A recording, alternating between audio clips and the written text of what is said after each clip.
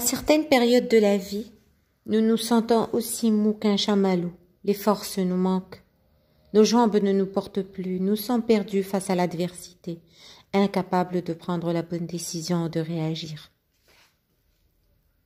Il faut commencer par comprendre l'explication de cette difficulté à réagir. Pour ce faire, je suis allée chercher des réponses dans des manuels de psychiatrie, de psychologie, mais également aussi auprès des énergéticiens. Je me suis ainsi rendu compte que le corps médical et les médecines parallèles tenaient le même discours, mais avec des termes différents, tant de similitudes, c'était stupéfiant. Par exemple, j'ai compris que lorsqu'on est gravement blessé, le corps nous protège naturellement.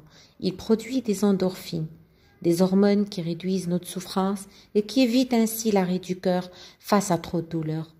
Lors d'un événement difficile, déménagement durant l'enfance, arrivée d'un petit frère ou d'une petite sœur, perte d'un animal de compagnie, grave dispute, menace, révélation, absence d'un parent vécu comme un abandon, deuil, accident, peur, harcèlement, humiliation répétée, viol.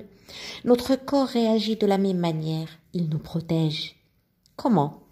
Lorsque la souffrance est trop difficile à supporter pour notre mental, une partie de ce mental s'échappe pour nous éviter de sombrer dans la folie. En termes cliniques, on appelle ça une sidération. Nous sommes incapables de réagir. Suivi par une dissociation.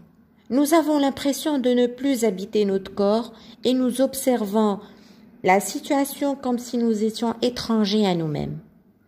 Ces deux processus psychiques expliquent notamment les pertes de mémoire ou les phénomènes de déni observés chez les sujets ayant vécu des épreuves importantes.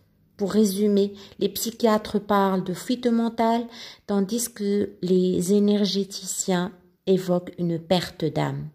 Deux termes différents, mais une même symbolique. L'âme est un mot capital.